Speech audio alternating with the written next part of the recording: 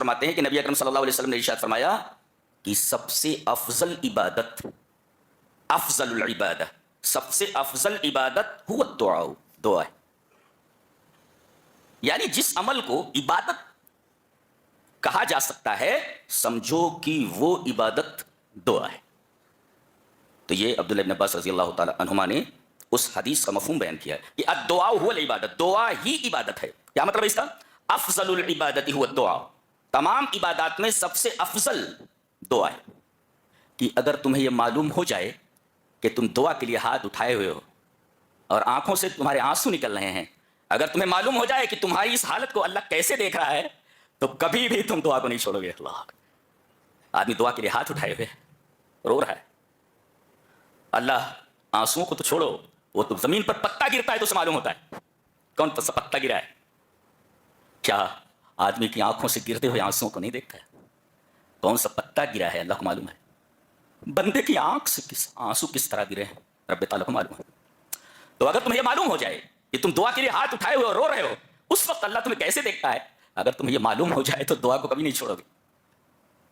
حضرت سلمان فارسی فرماتے ہیں کہ رسول اللہ صلی اللہ علیہ وسلم نے ارشاد فرمایا کہ اللہ کے فیصلے کو، قضا کو کوئی تبدیل نہیں کر سکتا سوائے دعا کے. اللہ، اور عمر میں کوئی چیز اضافہ نہیں کر سکتی سوائے نیکی کے. پتہ یہ چلا کہ دعا تقدیر کو بدل دیتی ہے، فیصلے کو بدل دیتی ہے اللہ کے. جس آدمی کو دعا کی توفیق دے دی گئی کہ وہ اللہ سے ہمیشہ دعا مانگتا رہتا ہے تو اسے خیر کثیر عطا کر دیا گیا، اور جس آدمی کو دعا سے محروم کر دیا گیا سمجھو کہ اللہ نے اسے خیر کثیر سے محروم کر دیا ہے. حضرت ابو ہریرہ فرماتے ہیں کہ نبی اکرم صلی اللہ علیہ وسلم نے ارشاد فرمایا اللہ تبارک و تعالیٰ آسمان دنیا تک اترتا ہے. آسمان دنیا تک اترتا، کیسے اترتا ہے کیفیت مجہول ہے. اترتا ہے اور آواز لگاتا ہے، کون ہے جو مجھ سے دعا کرے میں اس کی دعا قبول کروں، کون ہے جو مجھ سے کچھ مانگے میں اسے عطا کر دوں، اور کون ہے جو مجھ سے اپنے گناہوں کی معافی مانگے میں اس کے گناہ معاف کر دوں. یہ ہے کتاب التہجد میں، یعنی سب سے بہترین وقت دعا کا تہجد کا وقت ہے. تو تہجد کے پابند. ان الحمد للہ نحمده ونستعینه ونستغفره ونعوذ باللہ من شرور انفسنا ومن سیئات اعمالنا من يهده الله فلا مضل له ومن يضلل فلا هادي له واشهد ان لا اله الا الله وحده لا شريك له واشهد ان محمدا عبده ورسوله يا ايها الذين امنوا اتقوا الله حق تقاته ولا تموتن الا وانتم مسلمون. يا أيها الناس اتقوا ربكم الذي خلقكم من نفس واحدة وخلق منها زوجها وبث منهما رجالا كثيرا ونساء واتقوا الله الذي تساءلون به والأرحام إن الله كان عليكم رقيبا. يا أيها الذين آمنوا اتقوا الله وقولوا قولا سديدا يصلح لكم أعمالكم ويغفر لكم ذنوبكم ومن يطع الله ورسوله فقد فاز فوزا عظيما. أما بعد فإن خير الحديث كتاب الله وخير الهدي هدي محمد صلى الله عليه وسلم وشر الأمور محدثاتها وكل محدثة بدعة وكل بدعة ضلالة الضلالة في النار. أعوذ بالله من الشيطان الرجيم بسم الله الرحمن الرحيم. وقال ربكم ادعوني أستجب لكم إن الذين يستكبرون عن عبادتي سيدخلون جهنم داخرين. خطبہ مسنونہ کے بعد سورہ غافر کی ایک آیت کریمہ تلاوت کی گئی. ترجمہ یہ ہے کہ تم سب کے رب نے یہ کہا ہے، قال سید کہا ہے، تم سب کے رب نے کہا ہے. کیا کہا ہے؟ آگے مقولہ ذکر کیا جا رہا ہے، ادعونی، تو مجھ سے دعا کرو تو استجب لکم، میں تمہاری دعائیں قبول کرتا ہوں. آگے ان الذین یستکبرون عن عبادتی، جو لوگ میری عبادت سے استکبار کرتے ہیں، سیدخلون جہنم داخرین، تو وہ جہنم میں ذلیل ہو کر داخل ہونے والے ہیں. اس آیت کریمہ میں دو الفاظ ہیں جو شرح کا تقاضا کرتے ہیں، تو پہلے ہم ان 2 لفظوں کا مطلب بتا دیتے ہیں. ان الذین یستکبرون، جو لوگ استکبار کرتے ہیں. تو what is the meaning of استکبار؟ استکبار کا معنی کیا ہے؟ استکبار کا معنی ہے ٹو شو ایروگینس، تکبر دکھانا. ایسا میں بڑا، تو تکبر دکھانا یہ استکبار ہے. تو استکبار کا مطلب ہوا ٹو شو ایروگینس، تکبر دکھانا، یہ استکبار کا معنی. سیدخلون جہنم داخرین، دخر یدخر کا مطلب ہوتا ہے ذل وہانا. انگلش میں کہیں گے to be humiliated, to be humiliated یعنی ذلیل ہو کر. یہیں پر ذلت میں اور دخور میں فرق جان لیں. ایسا نہیں کہا گیا کہ جو میری عبادت سے استکبار کرتے ہیں وہ جہنم میں ذلیل ہو کر داخل ہوں گے، ایسا نہیں کہا، بلکہ یہ کہا داخرین ہو کر داخل ہوں گے. تو ذلت میں اور دخور میں کیا فرق ہے؟ جی، ذلیلین، حقیرین، صاغرین اور داخرین. تو ذلت میں اور دخور میں کیا فرق ہے؟ ذلت کہتے ہیں ذلیل ہونا، ایسا اس میں خالی ذلیل ہونے کا معنی ہے. اور دخور کہتے ہیں شدید ذلت کو.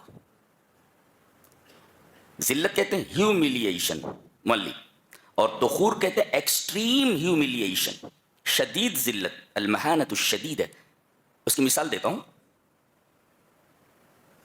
کوئی بڑا آدمی کسی کو ذلیل کرنا چاہے اور اس کو بلائے، کہا کہ گھٹنوں کے بل بیٹھ جا، بیچارہ گھٹنوں کے بل بیٹھ جا رہا ہے، اس کو کہتے ہیں ذلت. اب وہ گھٹنوں کے بل بیٹھ گیا ہے، یہ ہے ہیوملیشن، ذلت. اور اس کے بعد جوتا اتار کر کے اسے 10 جوتے مارتا ہے، ہذا دخور. ایک تو وہ گھٹنوں کے بل بیٹھا ہوا ہے، یہ ذلت ہے، اور اوپر سے جوتے نکال کر اس کو 10 جوتے مارنا، اٹ از دخور یعنی ایکسٹریم ہیوملیشن. تو ایسے ان کو فرشتے جوتے مار کر کے جہنم میں داخل کریں گے، یہ مطلب ہے دخور کا. اب آتے ہیں آیت کریمہ کی شرح پر. تمہارے رب نے یہ کہا ہے کہ تم مجھ سے دعا کرو، میں تمہاری دعا قبول کرتا ہوں. اور وہ لوگ جو میری عبادت سے استکبار کرتے ہیں، دیکھو پہلے کہا گیا مجھ سے دعا کرو میں تمہاری دعا قبول کرتا ہوں، پھر کہا گیا جو میری عبادت سے استکبار کرتے ہیں، یعنی دعا بے ہی عبادت ہے.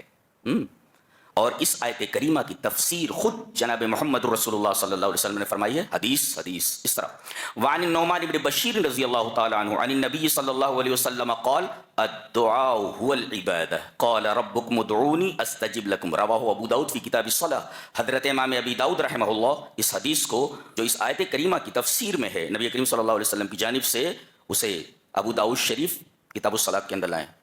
حضرت نعمان بن بشیر فرماتے ہیں کہ نبی اکرم صلی اللہ علیہ وسلم نے ارشاد فرمایا کہ دعا ہی عبادت ہے. اور یہ عربی گرامر کا قاعدہ ہے کہ مبتدا اور خبر، سبجیکٹ اینڈ پریڈیکیٹ کے درمیان اگر ضمیر کی فصل آ جائے جی تو اس میں حصر اور قصر کا فائدہ ہوتا ہے.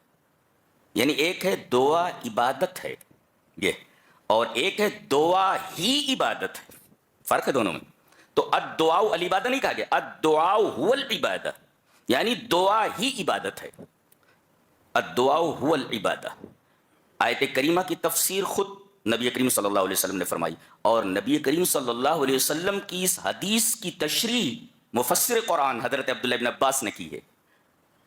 کیا کی ہے؟ وعن ابن عباس رضی اللہ تعالی عنہما قال افضل الدعاء افضل العبادت هو الدعاء، رواہ الحاکم فی المستدرک.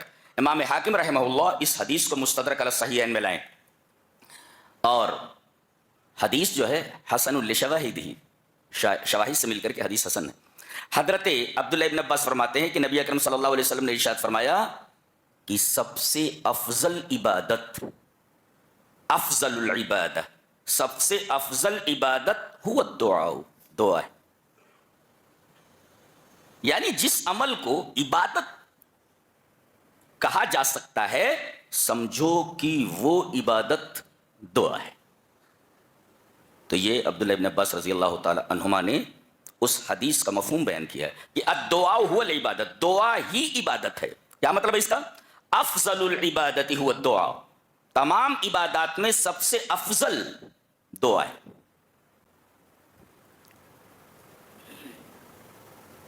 اور ایک نقطہ اور ملا، ادعونی، تم مجھ سے دعا کرو. دعا کرنے کا حکم ہے، دعا کرنے کا حکم ہے.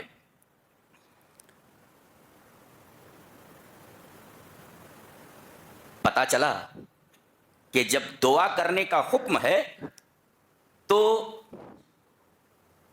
الدعاء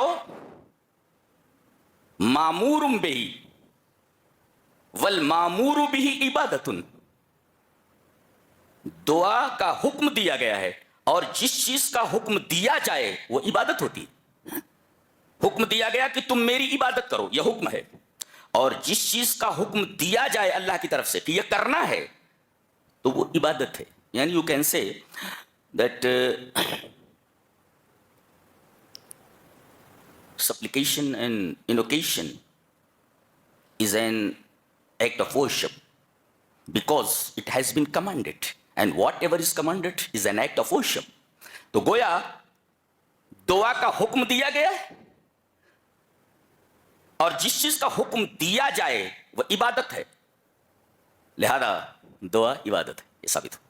یہیں پر ایک نقطہ اور بھی سمجھ لیں کہ کل ما ثبت انہ عبادت فصرفہ لغیر اللہ شرک، جس عمل کے بارے میں یہ معلوم ہو جائے کہ یہ عبادت ہے تو اسے غیر اللہ کی طرف پھیرنا شرک ہے.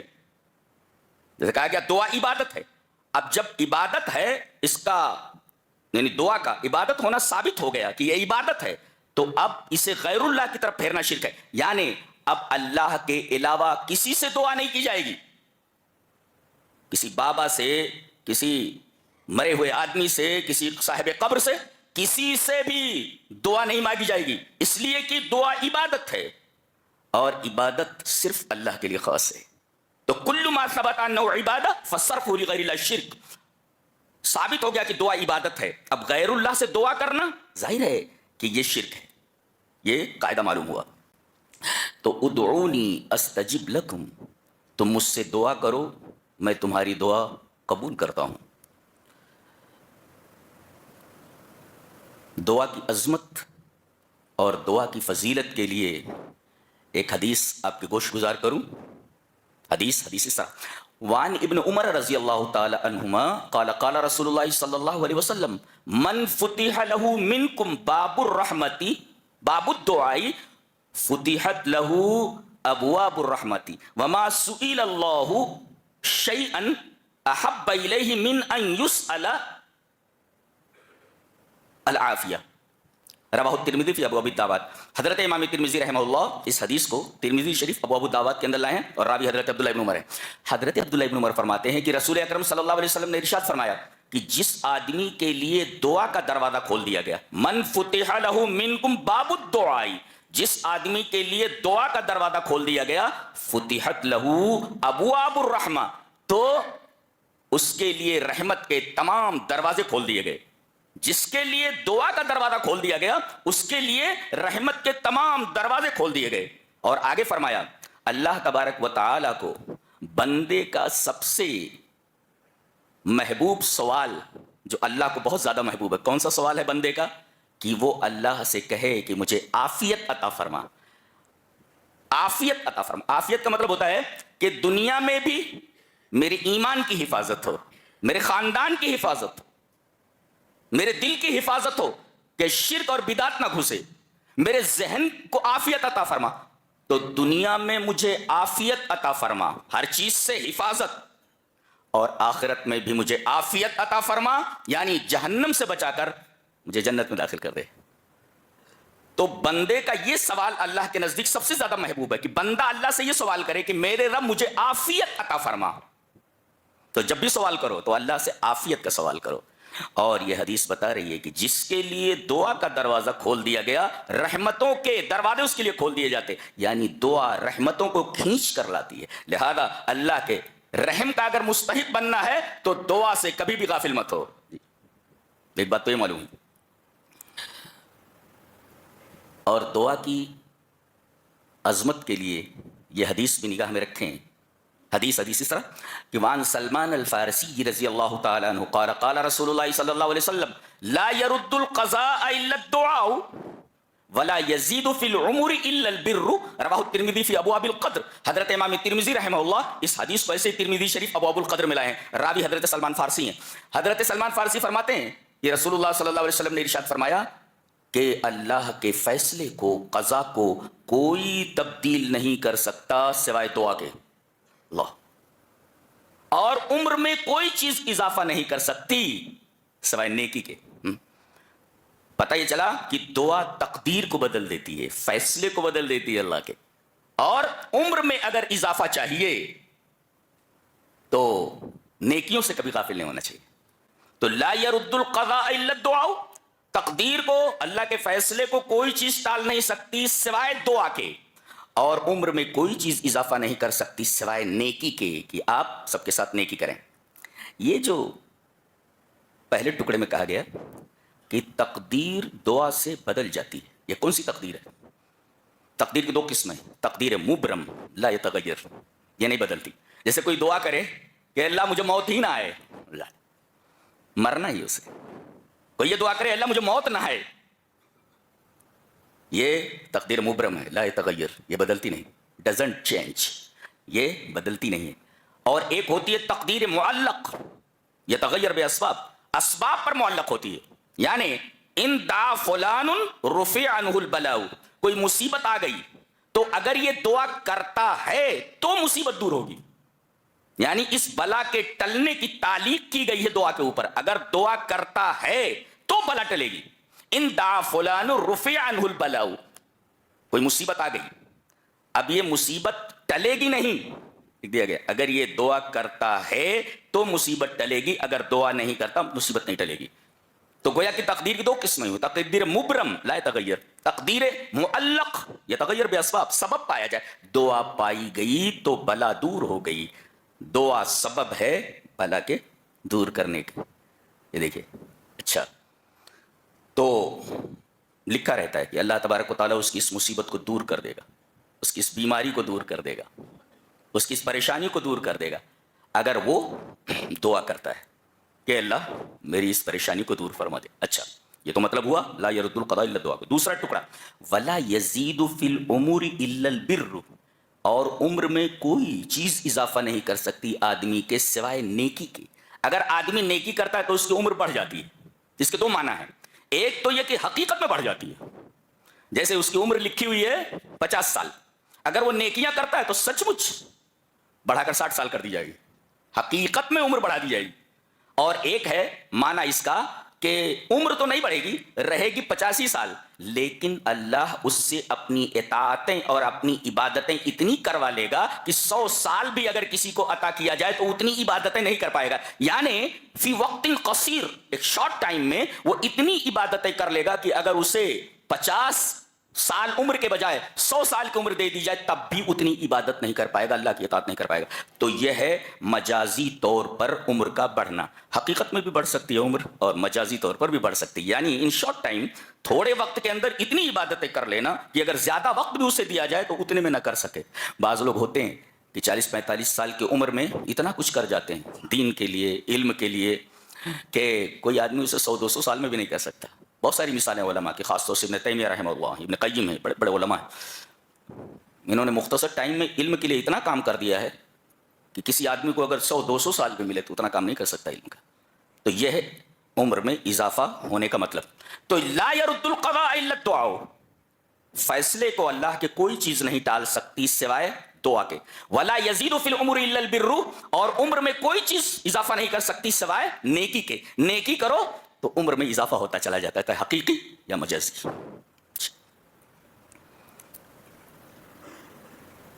اچھا، یہاں ایک نقطہ اور ذہن میں رکھیں دعا کی فضیلت کے تعلق سے. چلے پہلے حدیث پڑھ لیتے ہیں, اس کے بعد ہم اس پر بحث کرتے ہیں. حدیث اس طرح, وعن الحسن رضی اللہ تعالیٰ عنہ قال قال رسول اللہ صلی اللہ علیہ وسلم حسنوا اموالکم بالزکاة,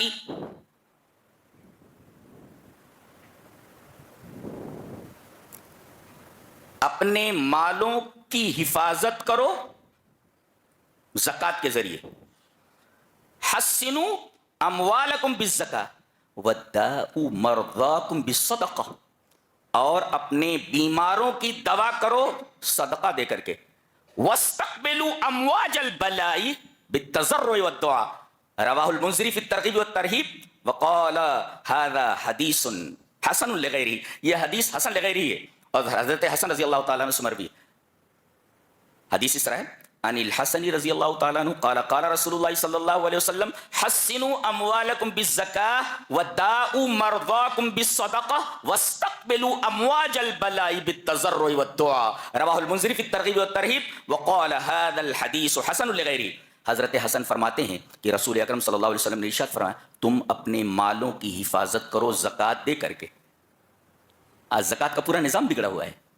آپ سمجھتے ہیں کہ آپ نے اپنے مال میں سے زکوٰۃ نہیں نکالی تو آپ کا مال محفوظ ہے, آپ کا مال خطرے میں ہے. اس لیے کہ ایک خاص وقت میں سال گزر جانے کے بعد اب مال میں غریبوں کا حق ہو گیا. اگر آپ زکوٰۃ نہیں نکالتے مال خطرے میں ہے. کسی بیماری میں مبتلا ہو گئے نا تو 10,000 نکلتی ہے زکوٰۃ, چلیے 10 لاکھ روپیہ دیجیے, بچو گے نہیں آپ, بچتے نہیں آپ. لہذا زکوٰۃ کو پابندی کے ساتھ اور ایک ایک نیا پیسہ نکالو. تمہارا دماغ خراب ہے کہ تم کو یہ معلوم ہے کہ غریبوں کا حق اس میں داخل ہو گیا تو تم زکوٰۃ کیسے ہڑپ کر سکتے ہو, غریبوں کا حق کیسے کھا سکتے ہو تم, تمہارا مال تو ویسے خطرے میں ہے. تو حسنوا اموالکم بالزکاة, اور یہاں مال کے لیے یہ نہیں کہا کہ بچاؤ. حسن, حسن کہتے ہیں قلعے کو, قلعے کا دروازہ بند کر دیا گیا دشمن اندر نہیں آ سکتا, ایسے ہی حسن, حسن کہتے ہیں قلعے کو, کیسل قلعہ. اب قلعے کے اندر کوئی چیز آ جائے اور دروازہ بند کر دیا جائے تو اب کوئی چیز باہر سے اندر نہیں آ سکتی. ایسے ہی مالوں کو زکوٰۃ کے قلعے میں لے آؤ, یعنی مالوں کے اندر سے زکوٰۃ نکالو تو اسی طرح مال محفوظ رہے گا جیسے کوئی چیز قلعے کے اندر آ جائے اور گیٹ بند کر دیا جائے تو وہ چیز محفوظ ہو جاتی ہے. ہر معنی یہ معنی ہے اس ٹکڑے کا. اچھا, وَدَاؤُوا مَرْضَاكُمْ بِالصَّدَقَةِ, اور اپنے بیماروں کی دوا کرو صدقے کے ذریعے. بیماری ہو گئی چلو ڈاکٹر کے پاس, بیماری ہو گئی چلو بابا کے پاس. بابا, ارے بابا کیا بابا, ایسے مصیبت ہے یہ دھونی سلگاؤ. ارے وہ دھونی سلگانے سے اور اگربتی سلگانے سے کچھ نہیں ہوتا, بیماری کچھ ہے دوا کچھ ہے. بابا کہاں بابا, بابا خود بیمار ہے, بابا خود موت و حیات کا مالک ہے. بابا یہ تعویذ لے جاؤ گاڑ دو, یہ تعویذ لے جاؤ پیڑ میں لٹکا دو. کائے کو ڈھونگ کر رہا ہے, یہ ڈھونگ دھتورے سے کچھ ہوتا نہیں جی. وَدَاؤُوا مَرْضَاكُمْ بِالصَّدَقَةِ, آدمی بیمار ہو جائے تو آپ اسے ڈاکٹر کے پاس لے جائیں. ماتحت الاسباب, تدبیر اختیار کرنا یہ توکل کے منافی نہیں ہے, آپ ڈاکٹر کے پاس لے جائیں. لیکن ایک روحانی علاج بھی ہے, یہ مادی علاج ہے. روحانی علاج کا مطلب یہ نہیں کسی بابا کے پاس چلے جاؤ, روحانی علاج کا مطلب یہاں بتایا گیا کہ صدقہ دے کر کے اپنے بیماروں کی بیماری کا علاج کرو. جیسے کوئی بیمار ہو جائے فوراً صدقہ کرو.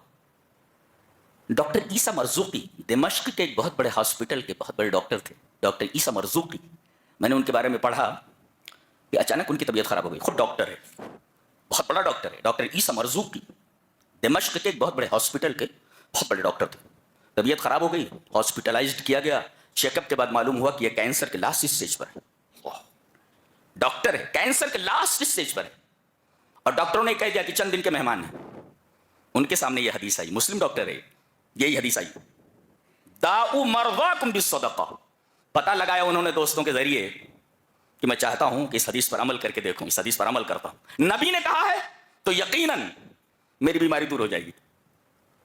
انہوں نے پتہ لگایا تو پتہ چلا کہ ایک بیوہ ہے, اس کے چھوٹے چھوٹے بچے ہیں اور بڑی تنگی ترشی میں اس کی زندگی گزر رہی ہے. انہوں نے اپنا پورا مال اللہ کی رحمت صدقہ کر دیا, اسے دے دیا. 2-4 دن کے بعد ان کی بیماری کم ہونے لگی, اور جب چیک اپ کرائے گا تو بولے کینسر تو ہے ہی نہیں. کینسر نہیں، کینسر نہیں، جبکہ پہلے چیک اپ نے بتایا تھا کہ یہ کینسر کے لاسٹ اسٹیج پر ہے. تو داؤ مرضاکم بالصدقہ، صدقہ دے کر کے اپنے مریضوں کی بیماری کا علاج کرو. چمڑی چلی جائے مگر دمڑی نہ جائے. ڈاکٹروں کو دے دیں گے، غریبوں کو دینے کے لیے ان کے پاس پیسہ نہیں.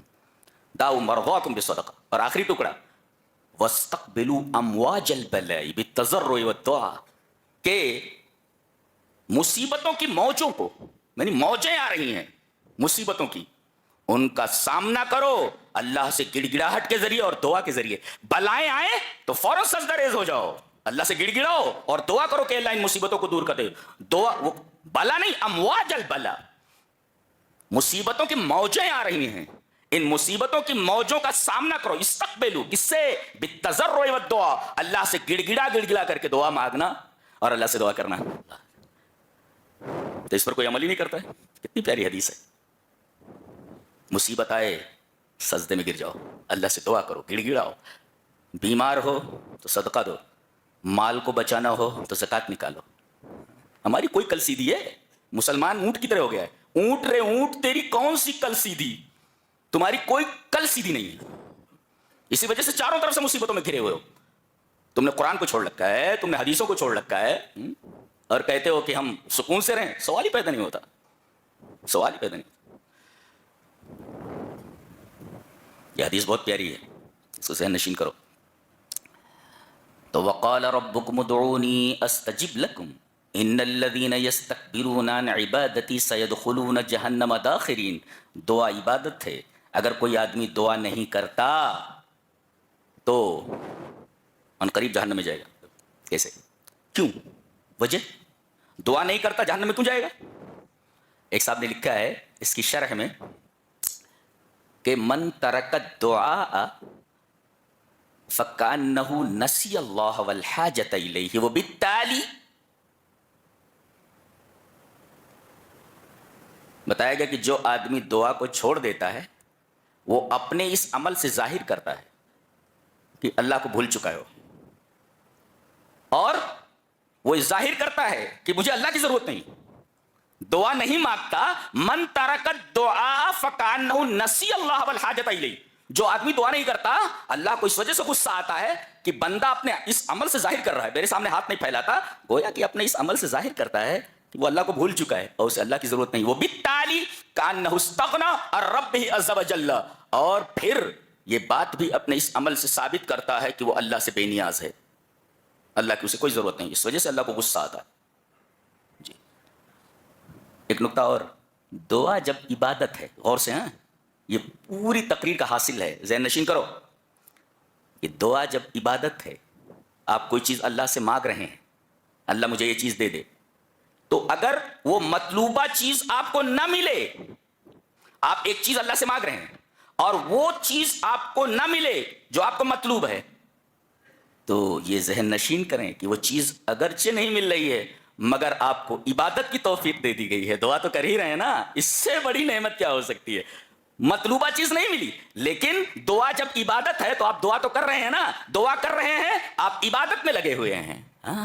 تو دعا کرتے رہیں، اگرچہ آپ کو مطلوبہ چیز نہیں مل رہی ہے لیکن آپ عبادت میں لگے ہوئے ہیں. اس سے بڑی چیز کیا ہو سکتی ہے؟ اور وہ حدیث جو حضرت عبداللہ بن عمر سے مروی ہے کہ جس کے لیے دعا کا دروازہ کھول دیا گیا اس کے لیے رحمت کے دروازے کھول دیے گئے. اس حدیث کے اوپر ایک شارح حدیث لکھتا ہے کہ هذا الحدیث يدل على من افق للدعاء فقد اوتی خیرا کثیرا ومن حرمه حرم خیرا کثیرا. یہ حدیث بتاتی ہے کہ جس آدمی کو دعا کی توفیق دے دی گئی اسے خیر کثیر دے دیا گیا. جس آدمی کو دعا کی توفیق دے دی گئی کہ وہ اللہ سے ہمیشہ دعا مانگتا رہتا ہے تو اسے خیر کثیر عطا کر دیا گیا. اور جس آدمی کو دعا سے محروم کر دیا گیا سمجھو کہ اللہ نے اسے خیر کثیر سے محروم کر دیا ہے. اور ایک شارح نے تو بڑی خوبصورت بات لکھی ہے. کیا لکھتا ہے کہ لو علمت کیف ینظر اللہ الیک وانت تدعو ما ترکت الدعاء ابدا. کیا بات ہے، شاندار بات کہی ہے کہ اگر تمہیں یہ معلوم ہو جائے کہ تم دعا کے لیے ہاتھ اٹھائے ہوئے ہو اور آنکھوں سے تمہارے آنسو نکل رہے ہیں، اگر تمہیں معلوم ہو جائے کہ تمہاری اس حالت کو اللہ کیسے دیکھ رہا ہے تو کبھی بھی تم دعا کو نہیں چھوڑو گے. اللہ، آدمی دعا کے لیے ہاتھ اٹھائے ہوئے رو رہا ہے. اللہ آنسوؤں کو تو چھوڑو، وہ تو زمین پر پتا گرتا ہے تو اسے معلوم ہوتا ہے کون سا پتا گرا ہے. کیا آدمی کی آنکھوں سے گرتے ہوئے آنسوؤں کو نہیں دیکھتا ہے؟ کون سا پتا گرا ہے اللہ کو معلوم ہے. بندے کی آنکھ سے آنسو کس طرح گرے ہیں رب تعالیٰ کو معلوم ہے. تو اگر تمہیں یہ معلوم ہو جائے کہ تم دعا کے لیے ہاتھ اٹھائے ہوئے اور رو رہے ہو، اس وقت اللہ تمہیں کیسے دیکھتا ہے، اگر تمہیں یہ معلوم ہو جائے تو دعا کو کبھی نہیں چھوڑو گے. تو گویا دعا اللہ تبارک و تعالیٰ کو متوجہ کر دیتی ہے بندے کی طرف. میرا بندہ رو رہا ہے، اللہ کیسے غافل ہو سکتا ہے؟ اللہ غافل نہیں ہوتا. جی، انسان غافل ہوتا، اللہ غافل نہیں ہوتا، بندہ غافل ہوتا ہے. جی. اچھا، دعا کرتا ہے، یہاں کہا گیا نا میں قبول کرتا ہوں، یعنی کسی بھی آدمی کی دعا اگر اخلاص کے ساتھ کی گئی ہے ضائع نہیں ہوتی. 3 چیزوں میں سے ایک چیز ضرور دی جاتی ہے آدمی اگر دعا مانگتا ہے. دلیل یہ حدیث پاک. وان ابی سعید الخدری رضی اللہ تعالی عنہ ان النبی صلی اللہ علیہ وسلم قال ما من مسلم يدعو بدعوة ليس فيها إثم ولا قطيعة رحم إلا آتاه الله بها إحدى ثلاث، إما أن تعجل له دعوته وإما أن يدخرها له في الآخرة وإما أن يصرف عنه من السوء مثلها. قالوا اذن نکفر قال اللہ اکبر. رواہ احمد فی مسندہ اسنادہ جید. تو یہ حدیث مسند احمد میں ہے اور راوی اس حدیث کے جیسا کہ معلوم ہوا حضرت ابو سعید خدری ہیں. حضرت ابو سعید خدری فرماتے ہیں کہ رسول اکرم صلی اللہ علیہ وسلم نے ارشاد فرمایا کوئی بھی مسلمان جب دعا کرتا ہے اور اس دعا میں 2 چیزیں نہ ہوں، ایک تو گناہ کی دعا نہ کرتا ہو اور دوسرے قطع رحمی کی دعا نہ کرتا ہو. چلیے ان 2 لفظوں کا مطلب سمجھ لیتے ہیں. لیس فیہا اسم، کوئی گناہ کی بات نہ کرتا ہو، ولا قطیعۃ رحم، اسم یہ عام ہے اور قطعیت اور ہم خاص ہے، یعنی یہ تخصیص بعد تعمیم ہے، کوئی گناہ کی بات نہ ہو. شارحین نے لکھا ہے کہ ایسا کر اللہم ارزقنی الخمر، اے اللہ شراب چاہیے مجھے شراب دے دے. اللہم ارزقنی الخمر، ظاہر ہے کہ شراب پینا گناہ ہے تو گناہ کی دعا نہ کرے. اللہم ارزقنی الخمر، میرے رب مجھے شراب کی لت ہے اور جسم ٹوٹ رہا ہے شراب کے بغیر، مجھے شراب دے دے، یہ گناہ کی دعا ہے.